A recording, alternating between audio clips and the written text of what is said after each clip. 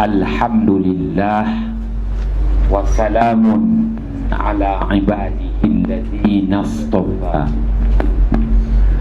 Amma ba'd.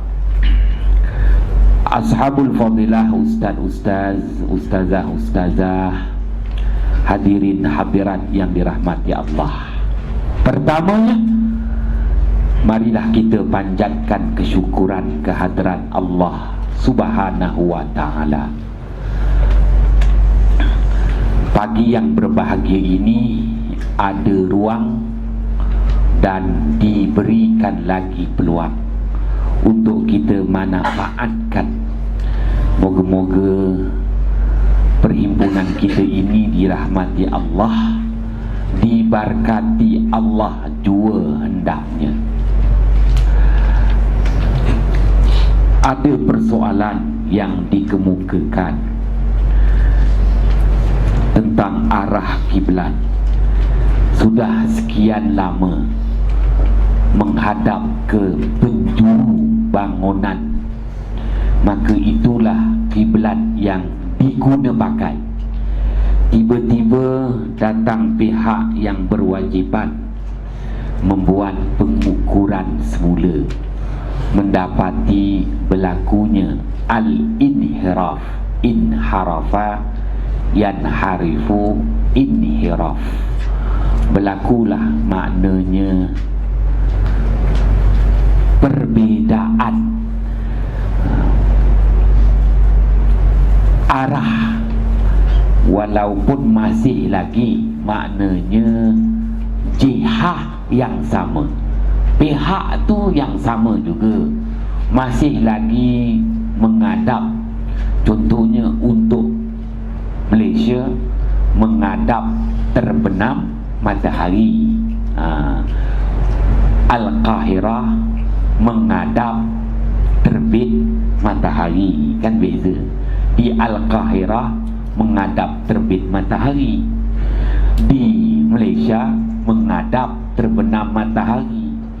Setelah dibuat pengukuran semula, didapati nampaknya masih menghadap lagi matahari terbenam, jihad kiblat tu, tetapi tidak mendapat nilai sudut yang tepat. Kita kata sumutul kiblahnya tu.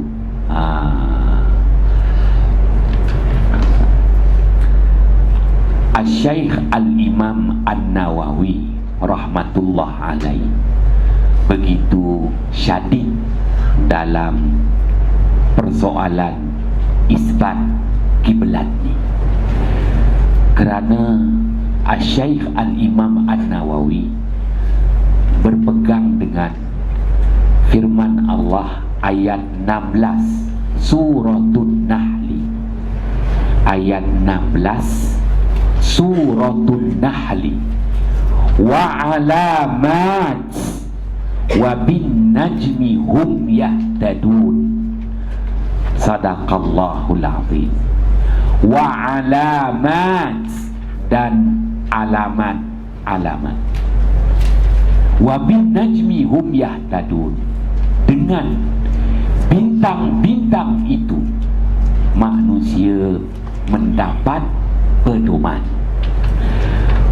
Ayat 16 Suratul Nahli, Al-Syeikh Al-Imam An-Nawawi menyatakan Allah Subhanahu wa ta'ala telah sediakan di muka bumi maupun di langit alamat-alamat. Macam kita alamat rumah. Jadi alamat rumah tu jangan tersilap, nanti tersalah rumah.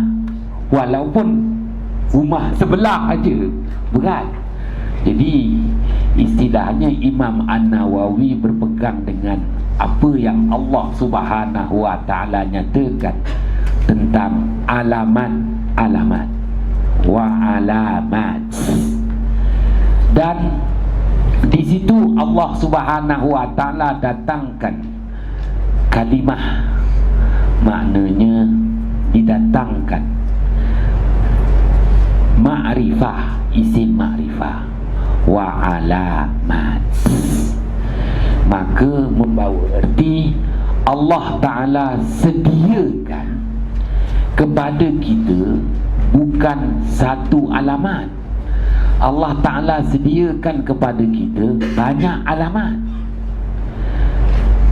Kenapa mesti silap lagi? Wah, maknanya soal kiblat ni memang Al-Syaikh Al-Imam An-Nawawi rahmatullah alaih agak syadid, agak ketat, berbeza dengan Imam Abi Hanifah.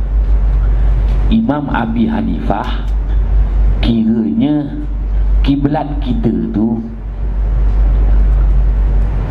masih lagi menghadap pihak Al-Masjid Haram, mafi muskilah, tak ada masalah. Tinggal lagi jangan melebihi 45 darjah ke kiri atau 45 darjah ke kanan. Katakan kiblatnya di sini, katakan. Jadi jangan lebih 45, jangan lebih 45. Setakat sikit-sikit ni tak ada masalah. Jangan melebihi 45. Kalau di sini kiblatnya kadar ini masih boleh. Maknanya tidak melebihi 45 darjah ke kiri, tidak melebihi 45 darjah ke kanan. Mazhab Imam Abi Hanifah. Imam Asy-Syafi'i rahmatullah alaihi dalam ketegasan tetapi tidak memberi bebanan. Imam An-Nawawi rahmatullah alaih betul-betul tegas. Maka kiranya kita berpegang dengan pendapat dan keterangan Imam An-Nawawi rahmatullah alaih, lari sikit pun tak boleh.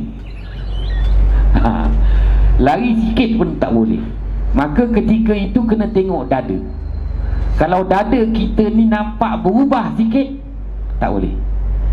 Oleh itu tidak ada satu keputusan sebenarnya berapa darjah yang dibenarkan. Yang penting dada menjadi iktibar. Kalau dada tu nampak beralih sedikit, maka kiblat perlu diperbetulkan. Dada. Wah, ada dada burung lain, ada dada yang besar lain, ikut dada manusia. Kalau dada tu nampak berubah sikit, perlu diubah kiblat tu. Kalau katakan berubah tapi dada nampak tak berubah pada mata kasar, tak perlu diubah. Walau bagaimanapun mufti Malaysia tidak ada keputusan. Tinggal lagi kalau pihak berwajiban datang membuat pengukuran, didapati ada perubahan, dia tetap ubah. Dia tetap ubah. Katakan adalah bergenjot sikit 5 darjah, dia tetap ikut. Maknanya 5 darjah tu dia terpulanglah kepada jamaah sendiri, sama ada nak guna kiblat yang dulu ataupun yang telah diperbetulkan 5 darjah tu. Kerana 5 darjah tu kita akan tengok balik dada kita berubah ke tak. Kalau dada kita nampak berubah, ubahlah. Kalau dada tak berubah, tak perlulah. Wa alamat wa bin najmi hum yahtadun. Alamat tu ada 2, alamat yang dekat, alamat yang jauh. Alamat yang dekat seperti gunung, bukit. Jadi gunung dan bukit boleh dijadikan iktibar kedudukan kita. Itu yang dekat, alamat yang dekat. Alamat yang jauh, kita gunakan matahari, kita gunakan bulan. Dan di situ Allah Ta'ala nyatakan lagi, paling tidak wabin najmi hum yahtadun, bintang-bintang dijadikan pedoman. Bintang sememangnya kalau kita ikut bintang tak lari 1 darjah pun, memang tepat. Disitulah Imam An-Nawawi rahmatullah alaihi menyatakan kiblat mesti tepat, kerana disediakan kepada kita bukan satu alamat, pelbagai alamat. Maknanya kita boleh gunakan, perbandingkan kedudukan gunung, bukit, kita boleh gunakan kedudukan matahari, kedudukan bulan, kedudukan planet, kedudukan bintang-bintang.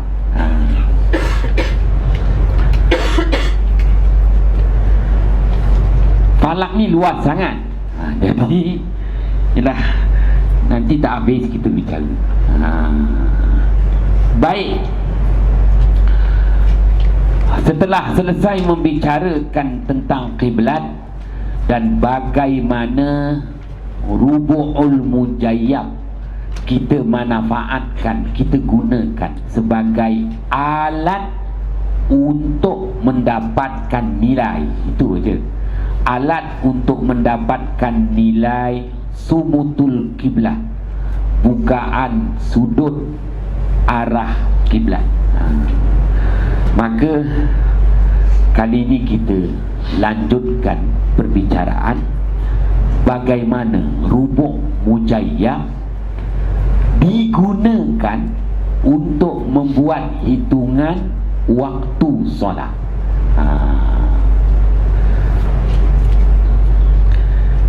Saya bagikan satu gambaran mudah. Ini antara bagaimana rubu' mujayyab itu kita gunakan dia untuk kita menyukat gerakan ketara matahari daripada matahari itu terbit hinggalah matahari terbenam. Kerana iktibar waktu solat itu mengikut terbit dan terbenam matahari. Ayat 114 surah Hud, ayat 114 surah Hud, wa aqimis salata tarafayin nahar wa zulafan minal layl innal hasanati yuzhibna sayyi'at dzalika dzikra lidzakirin. Sadaqallahul azim. Dan dirikanlah salat di dua tepi siang. Melengkapi dua tepi siang ini bermula daripada waktu pagi itu, bermula dengan waktu subuh. Bermulalah waktu pagi. Maka itulah awalnya siang hari. Wa aqimis salata tarafayin nahar. Kemudian setelah awal siang hari, waktu subuh, disitulah ada tuntutan tengah hari, iaitu waktu zuhur. Kemudian petang hari, bermula daripada awal siang hari, pagi hari, tengah hari, petang hari, melengkapi tarafayin nahar, dua tepi siang. Wa zulafan minal lail, dan dituntut sekali lagi untuk mendirikan salat permulaan malam. Zulafan minal lail, bilakah bermulanya malam? Terbenam matahari, waktu maghrib, dan sebelum larut malam, waktu isyak. Maka lengkaplah 5 waktu. Dan Allah Subhanahu wa ta'ala berjanji pada ayat 114 surah Hud, setiap waktu ada kelebihannya, setiap waktu ada keistimewaannya, setiap waktu ada keutamaannya. 3 nilai yang berbeza. Waktu subuh dia ada keutamaan dia tersendiri. Waktu subuh dia ada kemuliaan dia tersendiri. Waktu subuh dia ada keistimewaan dia tersendiri. Waktu subuh ada 3 yang kita kena faham. Disebut dengan nama fadilah, keutamaan waktu subuh. Kemudian waktu subuh dia ada karamah, kelebihan dia, kemuliaan dia sendiri. Begitu juga waktu subuh dia ada syarafah. Di istilah dia tu sama, tapi nanti saya bicarakan. Fadilah, karamah, syarafah. Maka ketiga-tiga ini, fadilah, karamah, syarafah, disebut sebagai al-hasanat. Innal hasanat yuzhibnas sayyi'at. Maka Allah berjanji setiap 5 waktu yang dituntut kita mendirikan salat, maka di situ Allah Ta'ala sediakan kepada kita fadilah, karamah, syarafah. Waktu zuhur ada fadilahnya tersendiri, ada karamahnya tersendiri, ada syarafahnya tersendiri. Maka solat fardu 5 waktu bukan bebanat, tetapi solat fardu 5 waktu ini merupakan anugerah yang Allah berikan kepada kita, memastikan dalam tempoh masa 24 jam kita mendapat fadilah, limpah kurniaan dari Allah, mendapat karamah dari Allah, mendapat syarafah di sisi Allah Subhanahu wa ta'ala. Innal hasanat yuzhibnas sayyi'at, zalika dzikra lidzakirin. Baik, maka nanti nota ni saya berikan kepada ashabul fadilah. Rubuk mujayyab, alat untuk kita menghitung kedudukan matahari.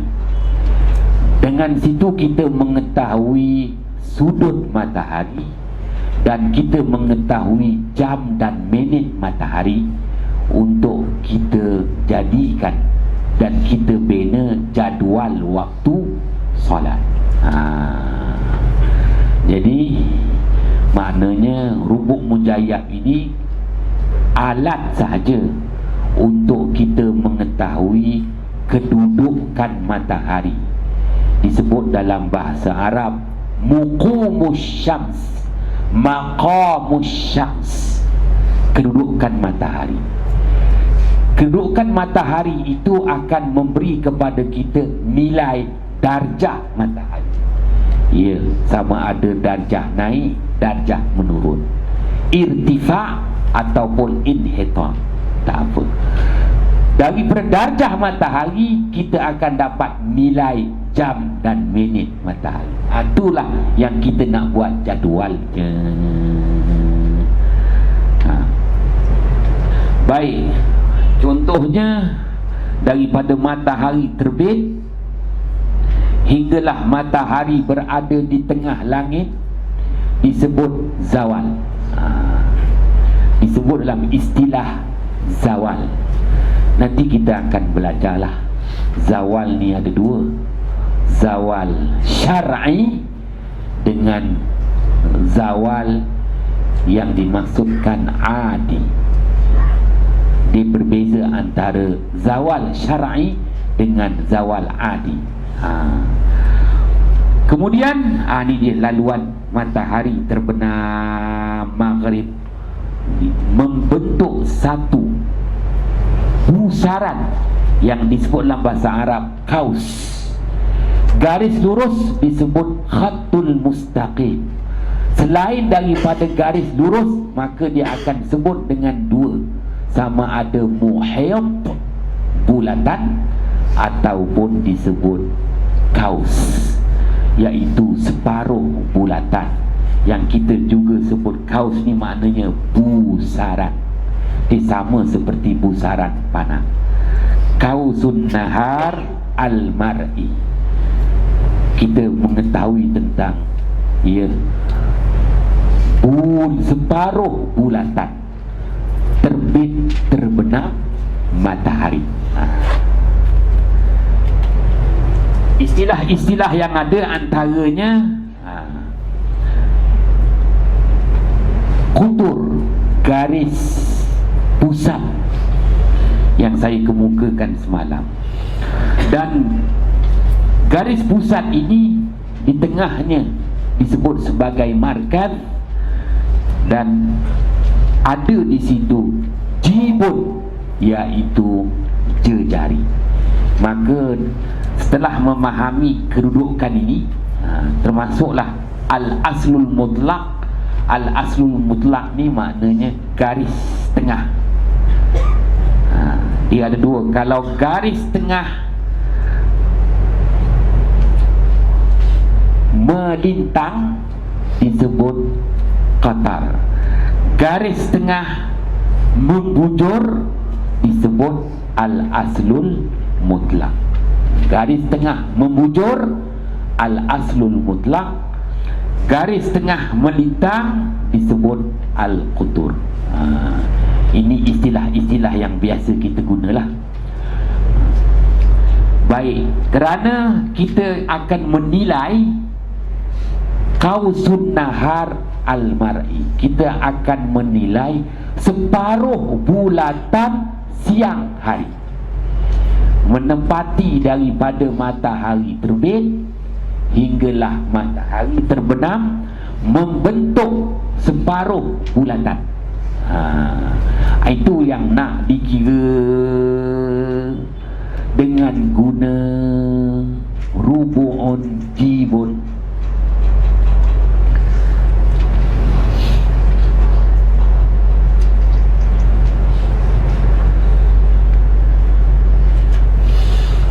Yalah, paling tidak pun nanti apabila dah tak mampu nak top up lagi handphone, kerana sekarang ni semua guna handphone, jadi apabila dah tak mampu nak top up lagi handphone, berbalik asal lah, guna robot ajalah nampaknya. Paling tidak pun kita bertanya kan, apa hasilnya belajar robot? Hasilnya lah maknanya kita mampu menghitung, menggunakan anggota-anggota tubuh badan kita. Itu dia. Kita tak bergantung lagi dengan peralatan-peralatan moden. Lebihnya belajar robot ni,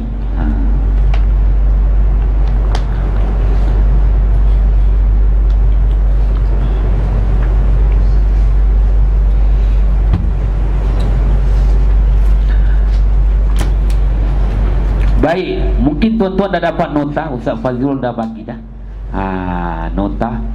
Jadi boleh dengar aja. Kalau rasa bosan nak dengar, tengoklah nota handphone yang diberikan tu. Sebelum kita nak menghitung nilai sudut kedudukan matahari dan nilai jam minit kedudukan matahari, yang hasilnya jadual waktu solat, kita kena tahu berhubung tentang fadilah, karamah, syarafah. Itu setidak-tidaknya nanti mana nak tahu balik Malaysia, sementara nak dapat habuan-habuan yang orang kata tetap tu, dapatlah juga manfaat-manfaat, kerana setiap detik tak sia-sia. Semuanya ada nilai yang berharga yang Allah Subhanahu wa ta'ala curahkan kepada kita. Ma khalaqta hadza batila. Baik, maka di sini ada dua perkara yang nak dijelaskan. Bermula daripada awal siang hari, iaitu bermulanya waktu pagi. Lazimnya saya akan nyatakan kepada ashabul fadilah, kita menilai sesuatu itu berdasarkan dua nilai. Yang pertama sirah, yang kedua fikrah. Sirah dan fikrah, itu ilmu maqulat, ilmu memperkatakan sesuatu. Apabila kita perkatakan tentang kedudukan matahari dan matahari, maka anak muda akan tanya, apa barang matahari? Matahari itu kita akan nilai dia berdasarkan dua. Yang pertama sirah, rupa dan bentuk, maknanya tasyakul dan tasawur, dan fikrah, konsep matahari itu sendiri. Oleh itu, membicarakan tentang kedudukan matahari, kita akan bicarakan juga berhubung tentang al-hal, hal ehwal matahari, al-ma'al, dapatan perolehan matahari. Baik, maka hal ehwal matahari ini akan membicarakan tentang kedudukan matahari itu sendiri, di mana matahari itu berada. Itu adalah hal ehwal matahari. Baik, kemudian al-ma'al, dapatan perolehan matahari itu kita akan nilai kepada nilai cahaya matahari. Maka yang mudah nak difaham, kita akan bicarakan nanti ni dua je, kedudukan matahari dan nilai cahaya matahari. Cuma glamournya, kalau nak sebut kedudukan matahari ni, kita sebut al-hal, hal ehwal matahari. Nilai cahaya matahari itu al-ma'al, dapatan perolehan matahari. Terbit sahaja fajar, maka kedudukan matahari sewaktu terbitnya fajar memberi kepada kita al-ma'al, dapatannya. Apa dapatan matahari pada ketika terbitnya fajar? Nurus sabah, iaitu cahaya waktu subuh.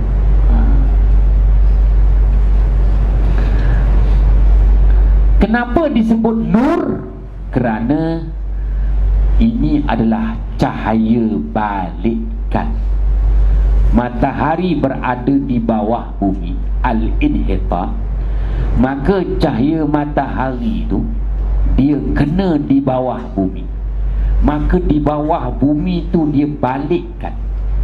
Dia balikkan cahaya di bawah bumi itu, hasillah disebut fajar. Jadi fajar itu adalah cahaya balikkan, bukan cahaya asal. Semua cahaya balikkan disebut nur, manakala cahaya asal disebut tu. Hujahnya, ya, kita ambil firman Allah ayat 5 surah Yunus. Huwallazi ja'ala syamsa diya'a wal qamara nura. Dialah Allah yang menjadikan matahari itu cahayanya memancar dia, Dan dialah Allah yang menjadikan bulan itu cahayanya bersinar, nur. Istilah bahasa Melayu, cahaya yang memancar adalah cahaya asal, seperti lampu ni. Ini cahaya asal. Maka cahaya asal ni disebut diam. Diam. Baik, cahaya lampu, cahaya asal, kena pada wajah muka ustaz kita, lupa nama, maka cahaya lampu kena pada wajah ustaz kita, saya pun nampak, saya pun kata, ustaz, wajah engkau ada nur. Betul? Ada nur. Nur tu bukan cahaya asal, cahaya balikkan. Ustaz ni muka dia dapat cahaya lampu, maka dia balikkan, saya nampak, ustaz, wajah engkau ada nur. Ada nur, maknanya ada cahaya balikkan. Cuba tutup lampu, tak nampak pun, gelap. Jadi nilai cahaya matahari itu dia cahaya asal, maka disebut cahaya pancaran, dipancar. Manakala bulan itu bukan cahaya asal, cahaya balikkan, disebut nur. Nur itu cahaya balikkan. Jadi waktu subuh ni, nilai cahaya yang ada adalah nur, cahaya balikkan daripada bawah bumi. Kita nampak di kaki langit ufuk timur, al-khaytul abyad. Maka cahaya nur ini disebut sebagai cahaya sinaran amat halus, kerana bergantung setakat mana dia membalikkan cahaya. Baik, bermula dengan awal siang hari, matahari berada pada kedudukan di bawah bumi. Hasilnya al-ma'al dia, dapatan perolehannya, nurus sabah, cahaya subuh. Sebut cahaya subuh, kita dah tahu cahaya balikkan daripada pancaran matahari di bawah permukaan bumi, yang boleh dilihat di awal subuh. Panjang tu nak diterjemahkan. Nurus sabah, cahaya subuh. Cuba terjemahkan. Nurus sabah, cahaya subuh, ialah cahaya balikkan daripada matahari yang berada di kedudukan al-inhibat, bawah bumi. Maka cahaya balikkan itu dia balik, nampak di kaki langit timur. Wah, tak habis mengaji macam ni. Jadi dapatannya apa? Itulah dapatannya, cahaya balikkan. Mungkin kita kecewa, alah cahaya sikit aja, buat apa? Sabar. Ada banyak perkara, kerana Allah Ta'ala dah berakukan innal hasanat. Allah Ta'ala sediakan al-hasanat. Allah Ta'ala limpahkan fadilah, karamah, syarafah.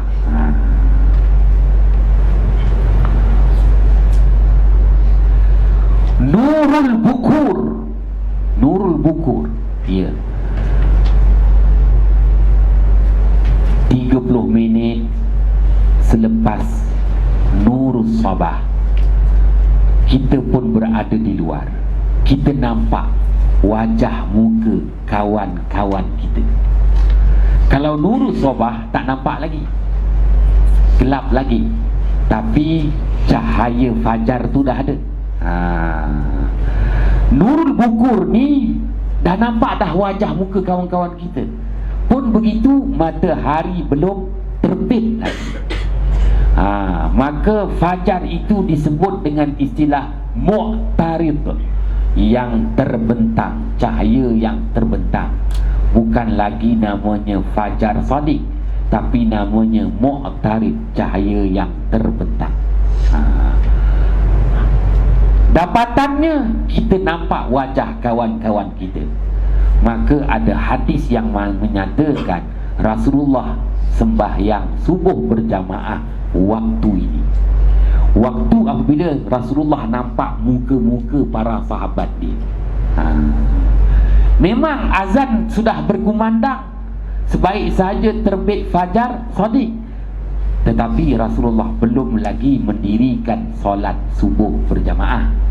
Rasulullah tunggu nurul bukur, nampak muka para sahabat semua, barulah iqamah. Maka kalau kita kira 30 minit selepas azan subuh, kalau kita kira lah waktu Malaysia begitu, 30 minit. Kalau azan pukul 5 contohnya, 5.30 barulah diiqamahkan. Kerana nurul bukur, nilai nurul bukur. Baik, saat-saat matahari hampir terbit, maka disebut dengan nurut tulung. Tak nampak lagi batang hidung matahari tu, tapi dah nampak cahaya tu. Maka masih lagi disebut dengan istilah nurut tulung. Begitu juga nurus shadiq. Hinggalah terbit matahari. Apabila terbit matahari, kita dah nampak lekuk atas matahari tu. Belum lagi nampak bulatan penuh, baru nampak lekuk atas dia je, piring atas dia tu. Maka daripada nilai cahaya nur kepada nilai cahaya diam, bermulalah disebut dengan istilah dahhun. Dahhun. Kenapa disebut dahhun? Bermulalah cahaya pancaran, kerana kita dah nampak kita dah nampak muncung atas matahari. Matahari tu bulan, nampak muncung atas dia tu, nampak muncung atas dia sikit aja, maka itulah cahaya pancaran yang pertama. Daripada nur berubah kepada tiang, maka cahaya pertama disebut dahhun. Dahhun. Hinggalah kita melihat bulatan penuh matahari. Nampak bulatan penuh matahari. Nampak bulatan penuh matahari, maka ialah, kalau tadi disebut syuruk, bulatan penuh, bulan nampaknya muncung atas.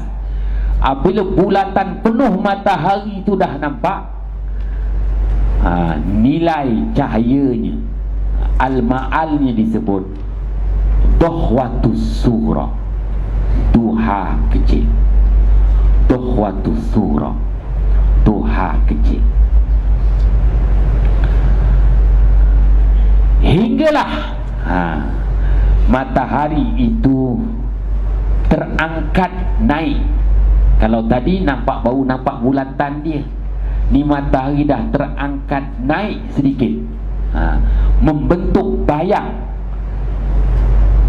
tiang yang dipacak, maka disebut dohwatul kubra, duha besar. Hilanglah istilah nur. Nur dah tak ada lagi dah, dan tukar kepada tiang. Bermula dengan dahhun, saat terbit matahari. Dahwatus surah, nampak bulatan penuh matahari. Dahwatul kubra, terangkat naik sedikit matahari. Kalau tu baru nampak bulatan, dia dah angkat naik sikit. Dahwatus surah, barulah ad-duha, terang benderang.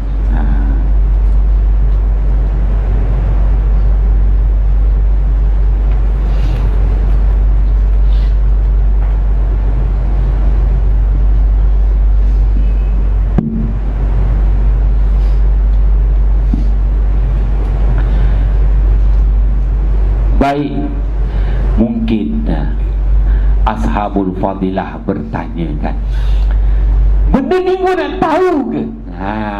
Memang kena tahu. Kena tahulah, kerana kita nak bahaskan ayat 114 surah Hud. Innal hasanat yuzhibnas sayyiat. Barulah nanti kita merindui untuk solat fardu 5 waktu. Barulah kita menghargai solat fardu 5 waktu. Kalau tak, kita akan menganggap solat fardu 5 waktu tu memang berat. Pun ditakrifkan khitabullah ta'ala al-muta'alliqu bi'af'alil mukallafin, memang berat.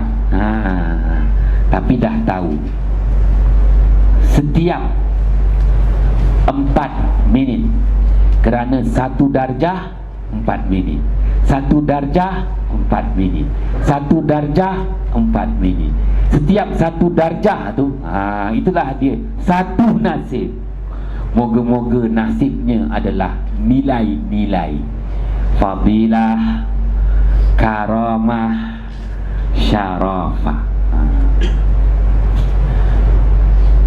Baik, gambar rajah ini dipermudahkan lagi. Kalau tadi kita bicarakan berhubung tentang nilai cahayanya, kali ini kita cuba kaitkan kedudukan matahari dengan nilai cahaya matahari. Kedudukan matahari syuruk, iaitu terbit matahari. Nilai cahayanya, al-ma'alnya dohun, al-halnya syurukun.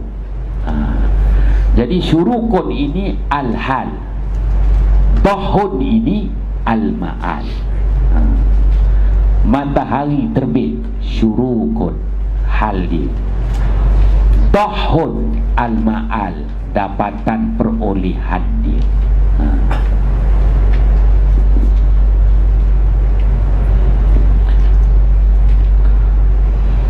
Waktu ini waktu haram sembahyang sunat yang tidak didahului sebabnya. Haram sembahyang sunat kecuali sembahyang sunat yang terdahulu sebabnya dah berlaku, baru boleh. Sebabnya terkemudian tak dibenarkan waktu ini. Tak apalah, itu hadis membicarakan. Tinggal lagi kita perlu memahami maknanya kedudukan matahari dan nilai cahaya matahari, kerana dia akan memberi kepada kita berhubung tentang al-hasanat itu sendiri. Ni cerita lah ni pengalaman saya lah. Sebelum terbit matahari, sebelum terbitnya fajar sadiq, iaitu fajar kazib, terbit aja fajar kazib, waktu itu saya membuat pengukuran. Setiap tahun saya akan pergi ke Pulau Tinggi, Mersing. Di Pulau Tinggi itu, di depannya ada satu pulau kecil namanya Pulau Mentigi. Jadi seawal jam 4 pagi saya dah sampai pulau kecil tu, Pulau Mentigi. Kenapa nak pergi Pulau Mentigi tu? Kerana di situ pertemuan dua arus laut, dia bertemu kat situ. Jadi kita akan dapat melihat cuaca, perubahan musim, perubahan akalim semua kat pulau tu. Tapi pulau tu kalau hujan larikan diri, diam. Ialah tempat pertemuan dua arus. Ada masa saya tunjukkan. Baik, Lazimnya terbit sahaja fajar kazib, kita akan perhatikan hasyaratul ar, serangga-serangga berkepak bersayap akan terbang lebih awal. Kupu-kupu rama-rama, sibu-sibu, pukul 5 pagi dia dah bergerak dah. Kita pun catat, maknanya tempat ini masih mewah lagi rezeki, pulau ni mewah rezeki. Terbit fajar kazib, kita pun tak tahu diguna jam Rolex ke, diguna apa ke. Pandailah si kupu-kupu, sibu-sibu, rama-rama, diguna jam loceng ke tak tahulah. Yang penting terbit aja fajar kazib, terbang semua. Jadi mungkin duduk dekat Al-Qahirah ni tak nampak lah, kerana ni bandaraya. Tuan-tuan kena duduk jauh dekat Dimyati tu, nampak. Baik, terbit sahaja fajar Shadiq, wah, mulalah permukaan laut tu riuh kelakar. Kalau tak permukaan laut tak tenang aja air dia. Nampak ikan naik, sotong naik, udang naik. Kalau di apa nama, di pulau tu sibuk dengar bunyi si kera, ungka, monyet, beruk tu, adik-beradik je lah. Semua nak claim. Yelah, dah lama tak dapat duit majlis agama Islam contohnya lah, semua claim. Tu terbit fajar Shadiq. Kera, ungka, lontong boleh beza. Dia bunyi, oh lontong dia bunyi dia. Rimau tak bunyi. Kalau rimau bunyi aku lari dulu. Jadi dengarlah bunyi ke apa semua. Nampak burung-burung lang laut, lang putih terbang. Ada sah. Lazimnya nelayan-nelayan terbit aja fajar Shadiq, dia terus berpegang dengan fatwa jamak takyah. Tak payah terus, kerana waktu fajar Shadiq tu timbullah ikan, sotong, udang semua naik ke permukaan. Maka nelayan pun dipegang dengan fatwa, bukan Darul Ifta, Darul apa tak tahulah, Darul Fulus, mampus. Maka dia pun sama ada pukat tuna, pukat cerut, memang tercut secukup rasa, seenak selera. Itulah waktu di mana dia berpeluang meraih. Ya, dah adatnya begitu. Al-adatu muhakkamatun. Adat apa? Memanglah waktu terbit fajar Shadiq ni, udang, sotong, ketam, ikan naik ke permukaan laut. Itu dah memang jadual dia begitu. Tapi tengoklah, dapat banyak ke dapat sikit. Jadi nelayan dia paling tidak, dia waktu tu dia akan berjaga. Dia sanggup berjaga waktu terbit fajar tu. Soal dia sembahyang subuh ke, yalah, sepengalaman saya lah, kerana saya juga dilantik oleh LKI, Lembaga Kemajuan Ikan Malaysia, memberi sedikit nasihat kepada nelayan-nelayan berhubung tentang waktu-waktu untuk mendapatkan ikan. Paling tidak waktu tu ikan ada, banyak sedikit tengoklah. Tu nak nyatakan. Cuma tak sedap tu lah, jarang diorang ni semayang lah, kerana dia akan kaut secukup rasa sehingga matahari terbit. Kita pun kata, bang semayang dulu bang, ya Allah rezeki jangan ditolak, dia kata. Dia kata, ya Allah ustaz, dia kata, Masya Allah ustaz, dia kata, solat boleh qada, dia kata. Pandai kau belajar. Ikan ni tak boleh qada, ini waktu dia. Yalah, pandailah engkau. Baik, itu ceritanya lah. Terbit aja fajar Shadiq, angin An-Nasim pun bertiup. sejuk yang kita rasa sekarang ni, ini bukan angin an-nasim, ini angin musim sejuk ni. Maknanya tuan-tuan dah lebih awal dapat musim sejuk ni. Ada cerita lain. Sepatutnya angin ni tuan-tuan akan rasa nanti awal bulan Oktober. Ini awal Oktober. Ni 21, 22, 23. Hari ni baru 9 Oktober. Angin musim sejuk dah sampai dah. Tak tahu berangin apa, tak tahulah. Tak nak cerita, nanti aku tertangkap jangan. Baik, syuruk, isyraq. Apabila nampak bulatan matahari, maka namanya isyraq. Asyraqa yusyriku isyraq. Isyraq ni nampak bulatan penuh matahari. Nampak bulatan penuh matahari itu apabila matahari pada ketinggian 4 darjah. 1 darjah 4 minit, 4 darjah 16 minit. Tuan-tuan yang dirahmati Allah, ada menyatakan 3 darjah ketinggian matahari dah nampak bulatan penuh, boleh. Dengan kata lain, seawal-awal sembahyang sunat, selepas terbit matahari ialah 12 minit. Kerana apa 12 minit? Nampak bulatan penuh matahari. Nampak bulatan penuh matahari apabila matahari pada ketinggian 3 darjah, 4 darjah. Kalau 1 darjah 4 minit, 3 darjah 12 minit, 4 darjah 16 minit. Jadi maknanya boleh solat sunat ni antara 12 minit paling awal selepas syuruk. Kiranya syuruk tempat tuan-tuan ni, katakanlah syuruk di sini 6.30. Jadi seawalnya tambah 12 minit.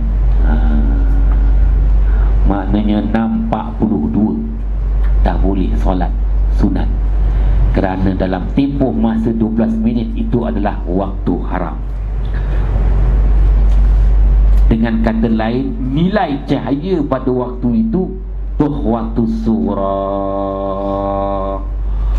Ra'dun. Ra'dun ini matahari mula bergerak perlahan. Daripada matahari terbit, syuruk menuju ke isyraq, kita nampak matahari itu dia akan naik laju. Tapi dia sampai pada satu kedudukan namanya Ra'dun, maka matahari itu dia akan bergerak perlahan. Perlahan dia bergerak. Maka nilai cahayanya disebut Duhwatul Kubra, duha besar. Dalam kitab fiqah karangan Asy-Syaikh Al-Imam Ibnu Hajar Al-Haytami, Tuhfatul Muhtaj, Tuhfah, memang ada membicarakan tentang nilai Duhwatul Sura dan Duhwatul Kubra.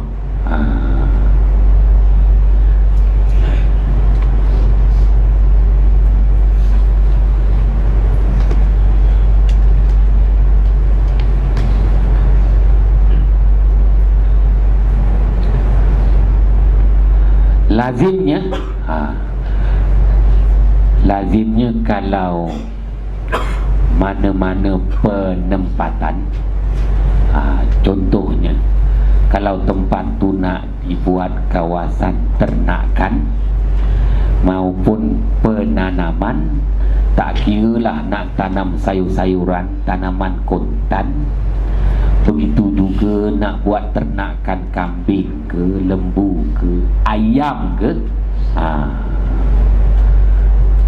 Malaysia harga ayam akan jatuh dan jatuh. Mesir harga ayam macam makin naik, tak tahulah. Wallahu a'lam. Baik. Jadi saya tahu sangatlah tentang ayam ni, kerana dulu kawan baik saya Tuan Haji Osman Nur, dia jadi CEO Ayam Mas. Dapatlah juga 5 tahun, sebulan gaji 35,000. Ketika dia jadi CEO Ayam Mas, kawan baik dia lah nama Haji Hanafiah ni beruntung. Untung sikit aja kerana dilantik saya sebagai bomoh ayam. Rugi, patutnya konsultan ayam. Bomoh ayam.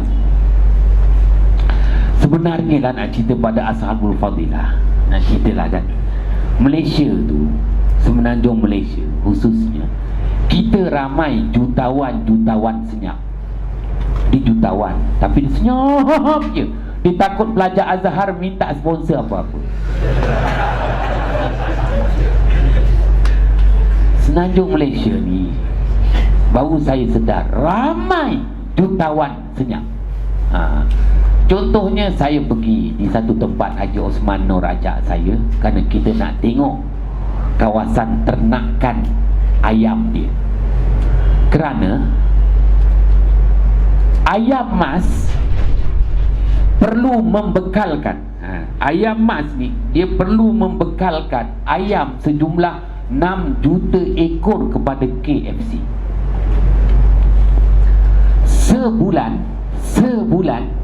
Sebulan ayam mas perlu bekalkan 6 juta ekor kepada KFC Malaysia. Tu cerita dia. Saya pun pergilah di satu tempat di nama negerinya Melaka. Belum cerita Johor, ni cerita Melaka lah.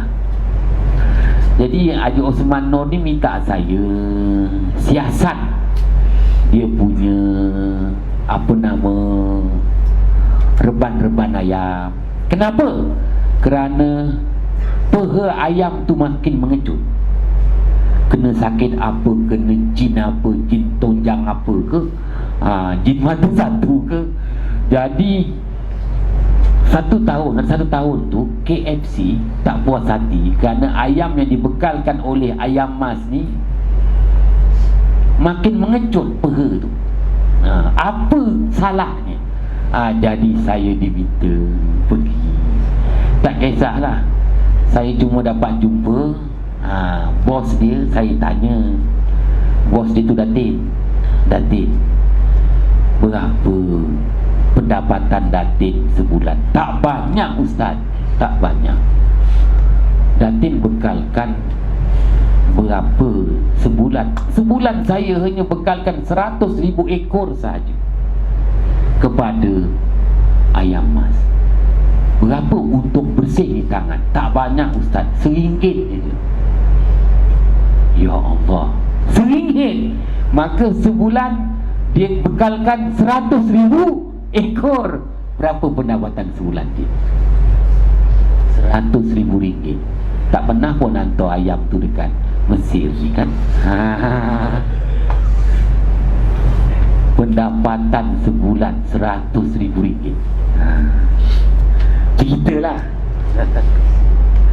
Nak jumpa Datin tu pun susah. Saya datang 3 kali, dapat jumpa sekali je kerana dia makan tengah hari dekat Cairo, nanti dia makan malam dekat Abu Dhabi. Jarang ada, seminggu 2 hari je dia ada dekat reban ayam dia tu.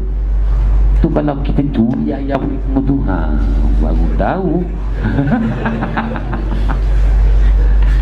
Itu cerita lah.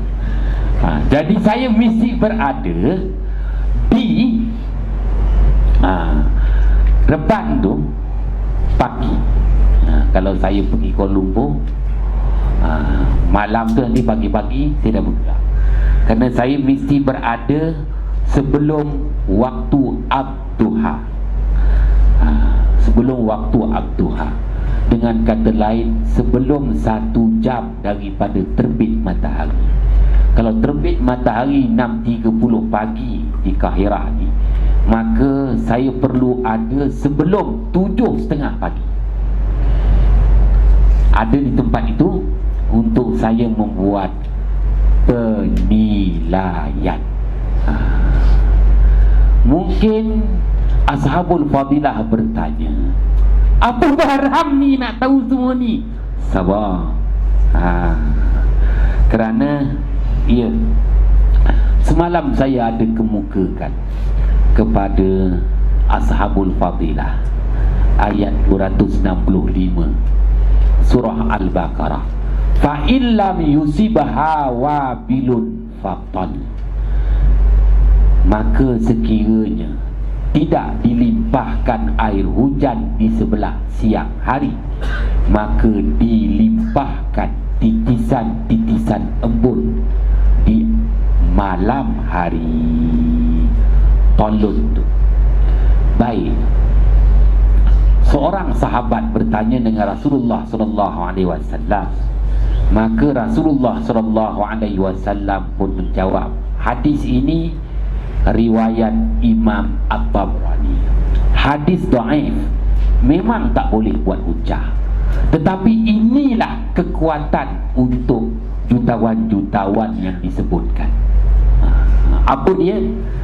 Rasulullah sallallahu alaihi wasallam bersabda, as-sahabul aswadu al-mataru was-sahabul abyadu an-nada wa huwa alladhi yanbaddu thimar, atau kama qala Rasulullah sallallahu alaihi wasallam.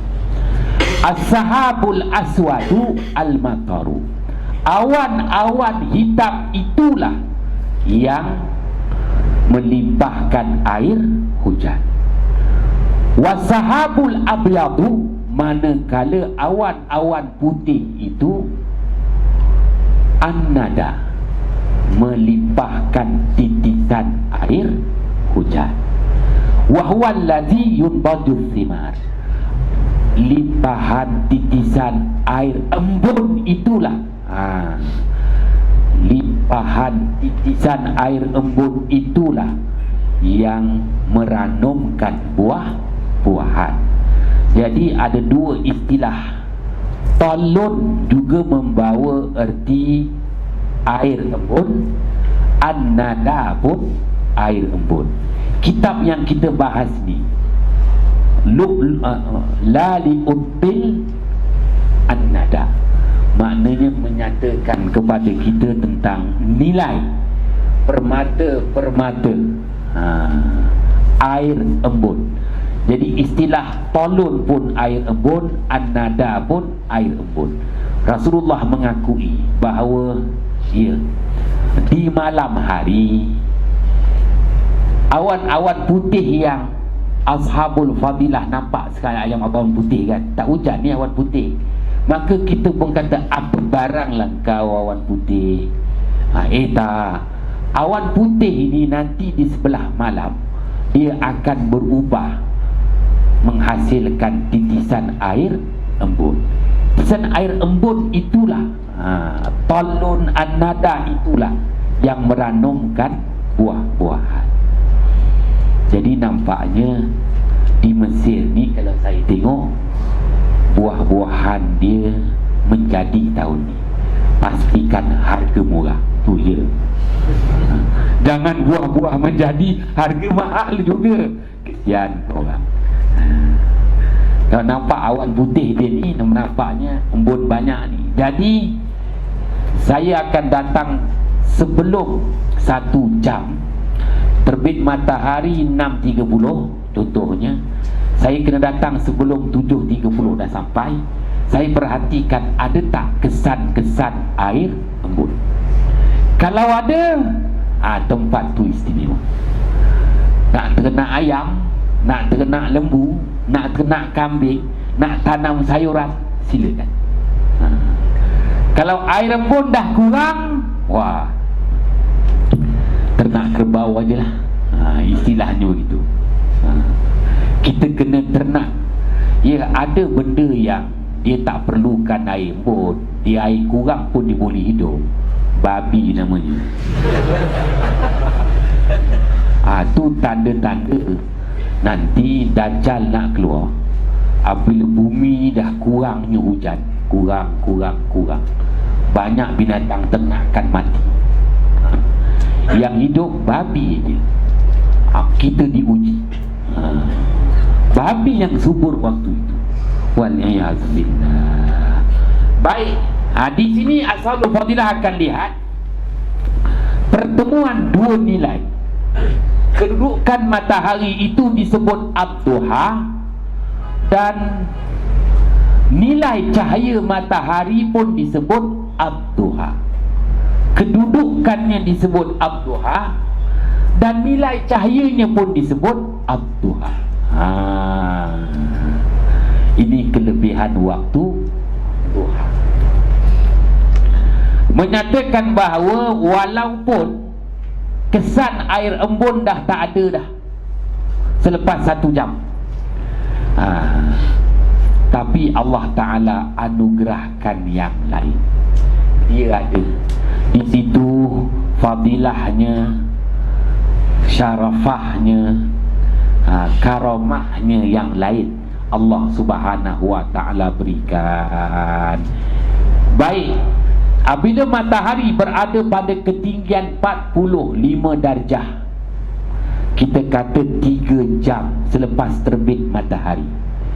Katakan terbit matahari 6.30, 3 jam kemudian adalah 9.30 pagi.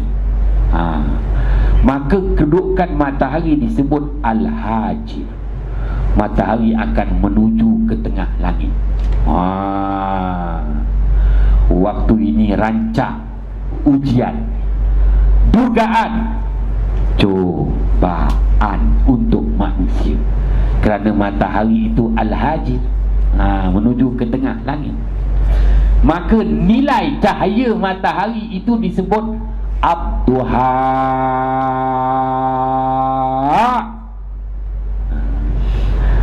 Maka ashabul fadilah, cuba perhatikan, semuanya daripada kalimah yang sama. Duhun, duhwatul surah, duhwatul kubra, ad-duha, ad-duha. Kerana nilai cahaya kali ini nilai cahaya yang membawa haba, wahaja. Nilai cahaya yang membawa haba. 9.30 nanti kalau kita kat luar, kalau tak ada angin ni, ya Allah, terasalah dia. Baik, 1 jam sebelum zuhur, kalau jam kita sekarang ni 10.45, 1 jam. Kerana zuhur 11.45, jadi 10.45 nanti kita akan berdepan dengan satu situasi. Kedudukan matahari yang sudah menghampiri di tengah langit. Kerana 1 jam lagi matahari akan sampai di tengah langit. Nilai cahaya matahari sama ada nilai terangnya dah disebut terang benderang. Maka ketika itu semua benda-benda hidup membalikkan cahaya matahari. Semua benda-benda hidup, benda-benda mati membalikkan cahaya matahari. Disebut al-maqil. Al-maqil. Walaupun kita tak tengok matahari, tapi kita berada kat luar silau. Kenapa? Kerana dinding imarah tu dia balikkan cahaya matahari kena pada mata kita. Silau mata kita, ya Allah, serba tak kena. Tengok dinding silau, tengok pokok silau, semua menyilaukan. Kerana kuatnya cahaya matahari tu, dia kena kepada semua benda hidup, benda mati, dia balikkan semula kena pada mata kita. Tak tahan mata kita. Mata kita pun kecil aja. Waktu tu mata kita kecil aja. Lebih baik tidur aja waktu tu. Al-maqil namanya. Khairum mustaqar wa ahsanu maqila. Allah sebut dalam Al-Quran, wa ahsanu maqila.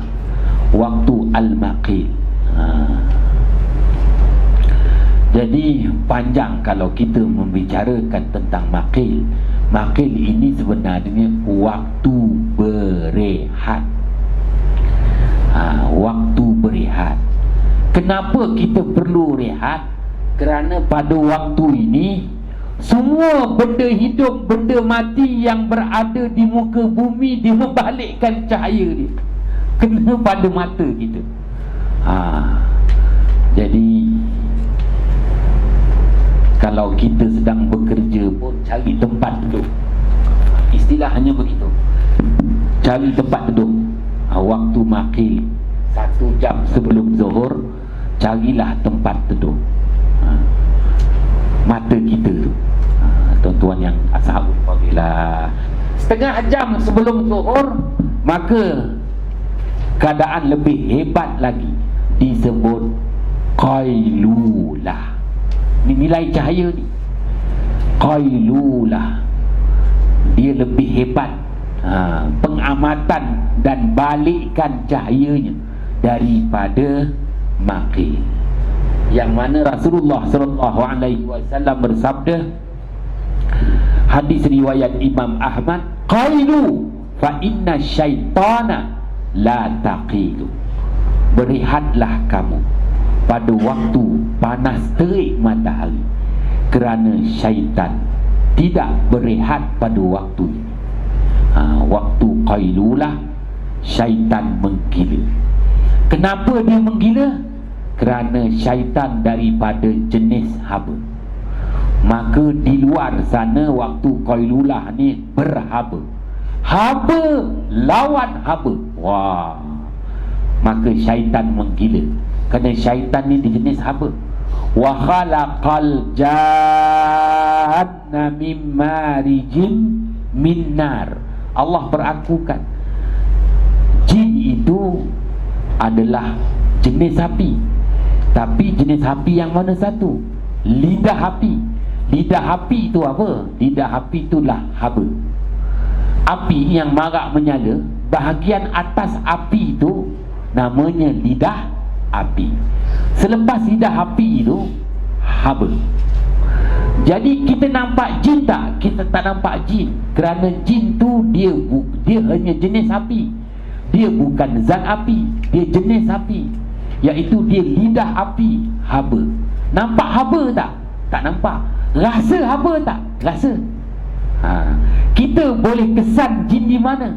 Kerana dia jenis haba. Tapi kita tak boleh nampak dia. Sekiranya kita nampak dia, something wrong.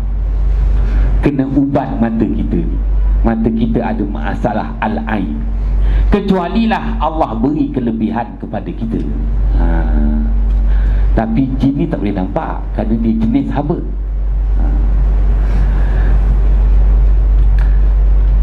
Al-qailah.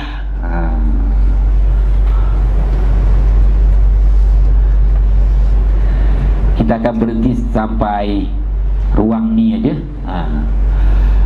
Jadi sampai satu kedudukan matahari berada di tengah langit juga disebut halatul istiwa oleh ulama fiqah.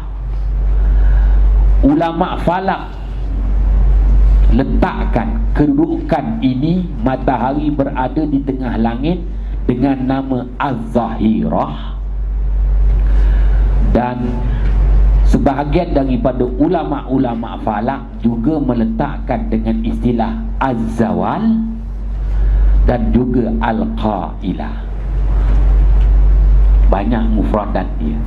Halatul istiwa, Az-Zahirah, Az-Zawal, Al-Qailah. Kenapa banyak istilah ni? Tak masuk periksa pun. Memang tak masuk periksa. Baik. Halatil istiwa maknanya masih membicarakan tentang hal ehwal kedudukan matahari. Matahari berada di tengah langit. Az-Zahirah, nilai cahaya matahari ketika matahari berada di tengah langit. Nilai cahayanya disebut Az-Zahirah. Az-Zawal hanya membicarakan tentang kedudukan matahari. Kerana Az-Zawal itu adalah titik tengah yang memisahkan antara timur dan barat. Titik pemisah, garis pemisah timur dan barat dinamakan zawal. Zawal tu maknanya garis pemisah timur dan barat, makna zawal.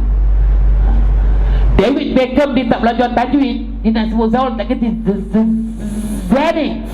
Tu istilah zenith, maknanya garis tengah yang memisahkan timur dan barat. Al-Qailah, Al-Qailah merujuk kepada nilai haba. Haba ni kemuncak kepanasan haba. Al-Qailah, semua benda yang sama. Matahari berada di tengah langit, tetapi al-ma'alnya itu haba yang kemuncak kepanasan. Al-Qailah, garis tengah pembahagi timur barat. Az-zawal, ia cahaya kemuncak terang benderang. Az-zahirah, halatul istiwa, matahari gelincir sedikit sahaja, nilai cahaya berubah daripada az-zahirah kepada az-zuhur. Itu namanya waktu zuhur. Jadi waktu zuhur tu sudah berlakulah perubahan pengamatan cahaya daripada kemuncak terang benderang az-zahirah, gelincir sedikit aja, az-zuhur, susutan yang pertama.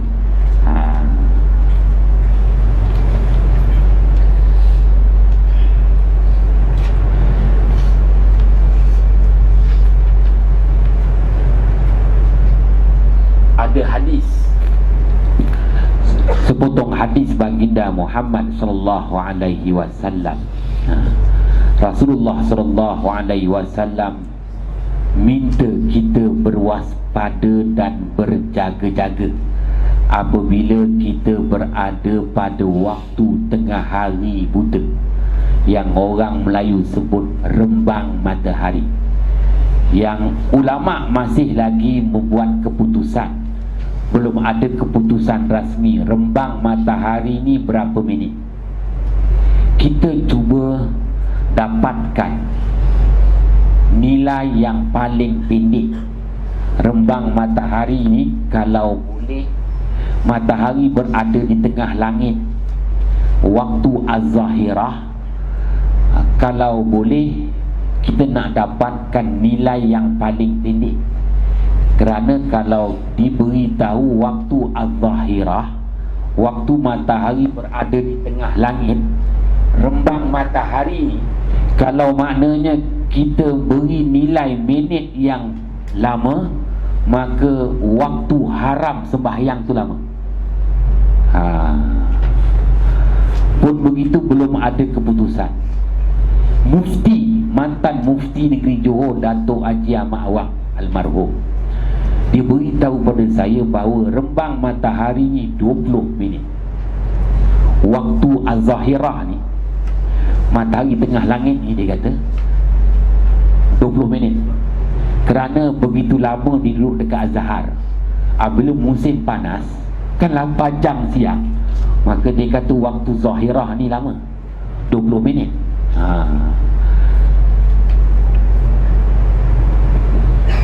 Mufti Negeri Sembilan sekarang ni, Datuk Haji Muhammad Yusof, dia cakap dengan saya 10 minit. Kerana dia pun belajar Azhar juga, master. Cuma tak lama lah, 10 tahun saja duduk Azhar. Jadi tengok, ulama Azhar pun Datuk Ahmad Awang 20 minit. Lama 15 tahun silap dia duduk kat Azhar. Dia kata lama. Ustaz Anapiah lama ni sebenarnya, kata 20 minit ni waktu az-zahirah, rembang matahari. Datuk Muhammad Yusof kata 10 minit dia kata, rembang matahari. Ustaz Anapiah macam mana pula? Saya akan mengikut kehendak klien saya. Kenapa? Ustaz akhir zaman. Kerana ada di kalangan masyarakat kita yang pencin-pencin ni, dia suka semayang kan, dia nak semayang. Jadi kalau kita memberi nilai waktu az-zahirah, waktu rembang matahari itu lama, 20 minit, jadi dia tak boleh sembahyang sunat 20 minit. Yelah, hal waktu lain kan boleh sembahyang, waktu tu pula yang nak sembahyang. Tapi lah orang sekarang payah nak cerita. Jadi sampai sekarang belum ada keputusan tentang nilai rembang matahari itu berapa lama. Ya, nak jelaskan kerana pada waktu inilah Rasulullah sallallahu alaihi wasallam perakukan iyyakum wal julusu fisyams. Aku beri amaran kepada kamu, iyyakum wal julusu fisyams. Aku beri amaran kepada kamu jangan berjemur di panas terik matahari. Kenapa? 3 darurat. Yang pertama, fa innaha tublatsau wa tantanuri wa tazharud da'ud dafi. 3. Yang pertama, larangan berjemur di panas tengah hari ini ialah menyebabkan warna pakaian luntur. Iyyakum wal julusu fi syams fa innaha tublatsau. Warna pakaian tu luntur, kesan panas tengah hari. Apabila warna pakaian tu luntur, sendi-sendi kita pun lemah. Jadi orang yang suka berjemur di panas tengah hari ni awal mati dia, nampak? Cepat mati. Wa minkum man yutawaffa min qabl, wa minkum man yutawaffa min qabl. Ayat 67 surah Ghafir. Ada di kalangan kamu yang dimatikan sebelum usia yang sepatutnya dia mati. Berjemur di panas tengah hari mudarat. Baju pun warnanya luntur. 360 sendi yang menghubungi 360 tulang kita lemah.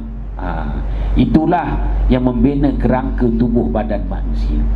1. Watan tanurih, angin kotor bertiup pada waktu panas tengah hari. Kerana waktu itulah panas tengah hari itu dia nak matikan angin-angin kotor ni yang bawa wabak. Yang ketiga, watazharud da'ud dafin. Zahirnya da'u, penyakit yang selama ini tersimpan, terpendam, tertanam di perut bumi. Watazharud da'ud dafin. Jadi waktu tengah hari buta tu waktu mudarat. Sama ada setengah jam sebelum zuhur, 20 minit sebelum zuhur, 10 minit sebelum zuhur. Kalau kita perlu juga ada di luar sana, cari tempat teduh. Orang dulu dia pakai payung kertas.